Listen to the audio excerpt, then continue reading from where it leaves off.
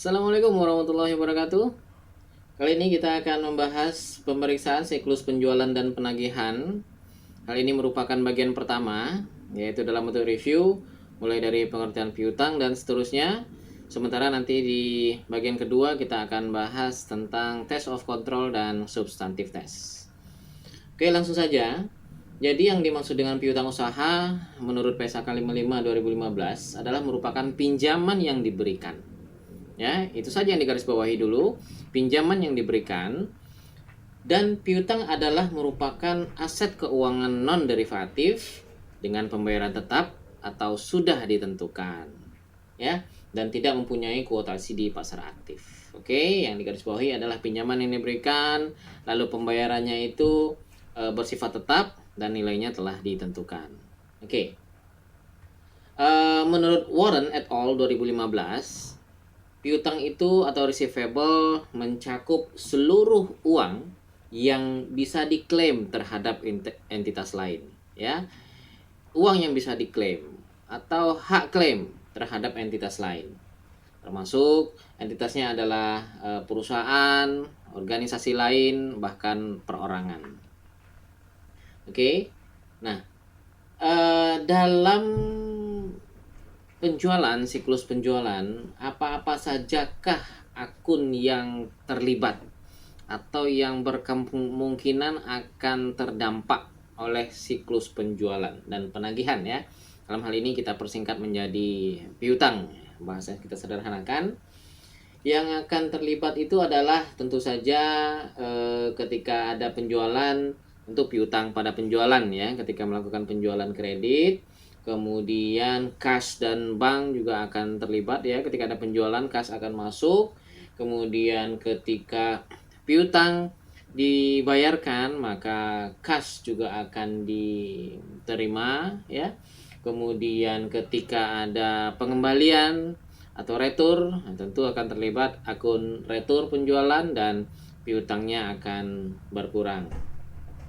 Kemudian jangan lupa juga ada kemungkinan piutang ini yang macet bahkan justru tidak tertagih karena berbagai faktor, sehingga akun yang terlibat dalam hal ini adalah cadangan kerugian piutang, ya, ketika telah dibentuk cadangan kerugian piutang, ya. Kemudian lagi transaksi penjualan. Nah, dalam transaksi penjualan itu simpelnya adalah akunnya yang akan dipengaruhi itu adalah tentu saja penjualan dan piutang usaha. Ini dalam konteks penjualan kredit. Nah, apa saja fungsi bisnisnya atau bisnis functionnya adalah tentu saja memproses order pelanggan, ya, namanya melakukan penjualan. Lalu pemberian kredit, lalu kemudian memuat barang, ya, ketika akan melakukan penjualan tentu barang akan diantarkan dan dimuat dulu, lalu pencatatan, dan akhirnya penagihan, tentunya penagihan piutang karena hak klaim, ya. Nah, dokumen-dokumen apa sajakah atau catatan apa sajakah yang akan terlibat dalam transaksi penjualan?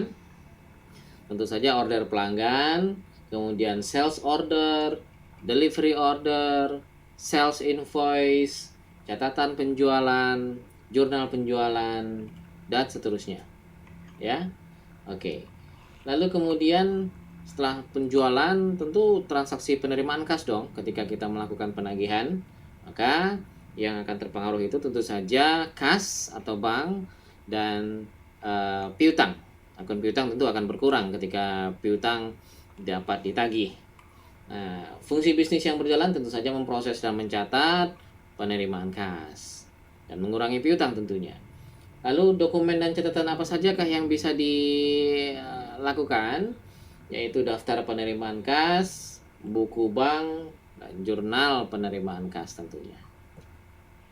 Oke.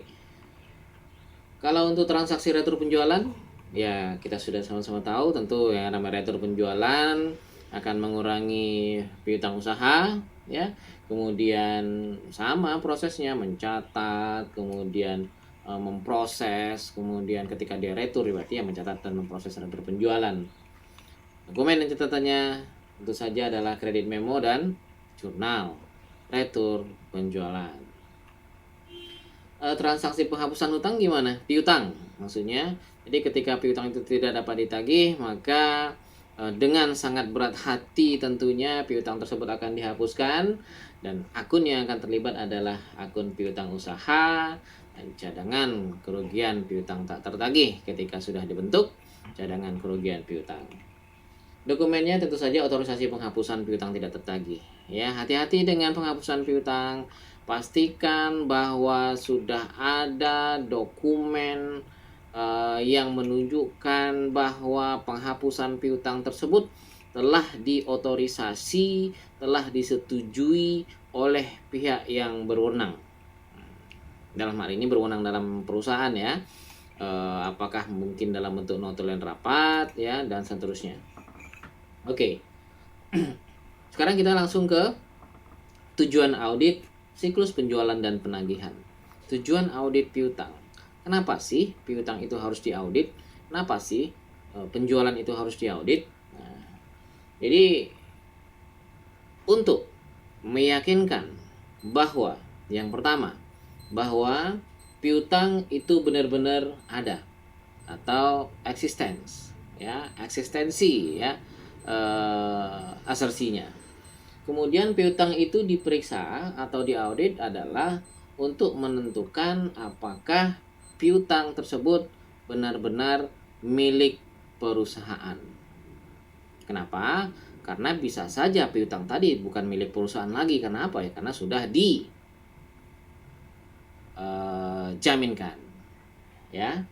Kemudian lagi adalah untuk meyakinkan, jadi kenapa piutang itu harus diaudit? Untuk meyakinkan bahwa semua transaksi piutang telah dicatat dengan lengkap dan merupakan transaksi yang sah, ya, lengkap ya, yang digarisbawahi ya, atau completeness. Kemudian apalagi? Kenapa piutang itu diaudit?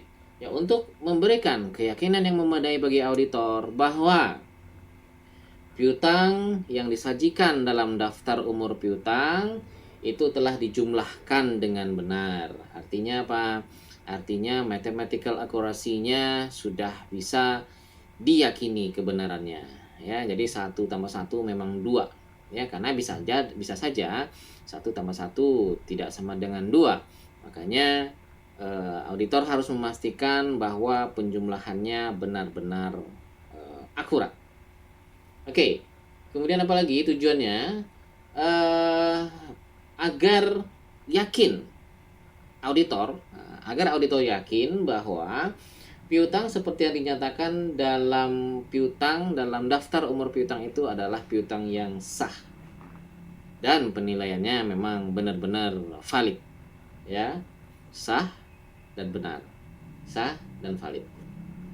Lalu apalagi tujuannya? Tujuan untuk mengaudit piutang adalah untuk memastikan, untuk memberikan keyakinan yang memadai bahwa transaksi piutang itu dicatat dalam periode yang tepat.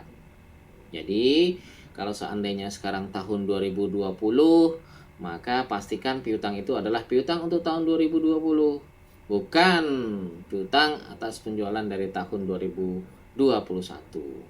Ya. Pastikan periodenya adalah periode yang tepat. Oke, atau sebaliknya, ya, ini terkait dengan cut off.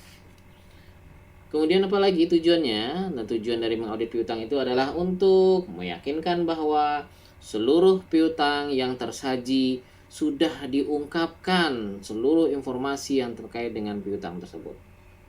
Ya, disclosure. Artinya yang ditekankan di sini adalah penyampaiannya, ya, pengungkapan dari informasi-informasi yang terkait dengan piutang. Oke, nah, kira-kira kesalahan apa sajakah atau penyimpangan apa sajakah yang mungkin ditemukan dalam mengelola piutang, ya, atau kemungkinan salah saji apa saja yang mungkin ditemukan dalam mengaudit piutang? Yang pertama adalah penjualan dicatat dengan jumlah yang salah. Ya, harusnya piutangnya 500 juta, tercatat 400 juta ya, itu ekstrim ya. Misalnya harusnya dicatatnya 535, nah, tercatat 553, itu bisa saja terjadi ya. Kemudian jenis kesalahan yang terjadi berikutnya adalah yang mungkin terjadi barang-barang yang sudah dikirim kepada pelanggan tapi faktur penjualan belum dibuat. Nah, ini kemungkinannya bisa terjadi di akhir-akhir bulan, di akhir-akhir tahun ketika terjadi kepanikan ya, dalam tanda kutip kepanikan ketika mengejar omset. Nah, kirim saja barang dulu, kirim saja dulu, nah, sehingga faktur lupa bikin ya, itu bisa jadi terjadi. Kemudian faktur penjualannya sudah dibikin tapi barangnya belum dikirim. Ini sama saja kemungkinannya bisa terjadi di akhir-akhir periode ya, di akhir periode penilaian kinerja lah ya. Jadi lakukan penjualan dulu ya, by handphone misalnya, by phone misalnya, atau by email. Lakukan penjualan dulu, barang gimana, barang nanti dulu, titip dulu ya.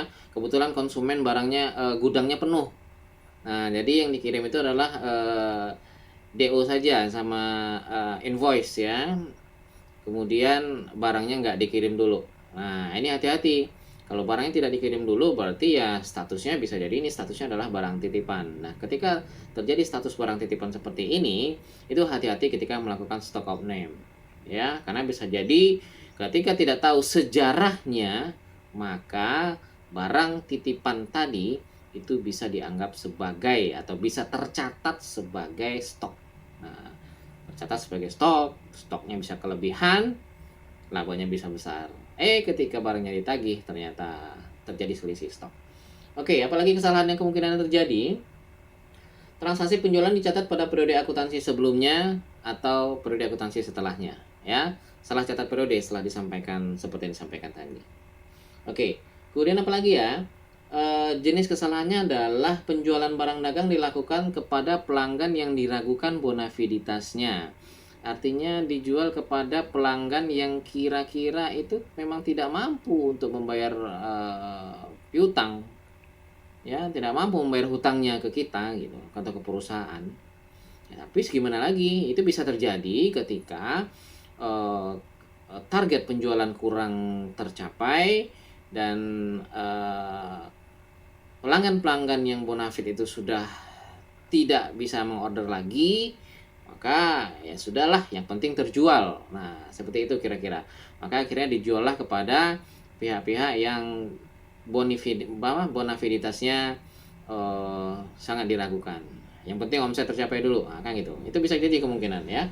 Kemudian transaksi penjualan dilakukan tanpa otorisasi ya, hati-hati. Ini bisa jadi, ini biasanya kesalahan-kesalahan seperti ini terjadi pada akhir periode. Jadi ketika bagian penjualan itu mengejar target, ya sudah jual aja dulu tanpa meminta otorisasi dari atasannya, dari manajer penjualan mungkin, dan seterusnya ya. Oke, itu hati-hati. Lalu, nah ini kesalahan di bagian accounting, kesalahan posting ya, transaksi penjualannya salah posting. Yang paling ringan itu adalah salah posting customer. Harusnya ini merupakan piutangnya PTA, tercatat di PTB. Nah, ini nanti akan ketahuan ketika melakukan konfirmasi.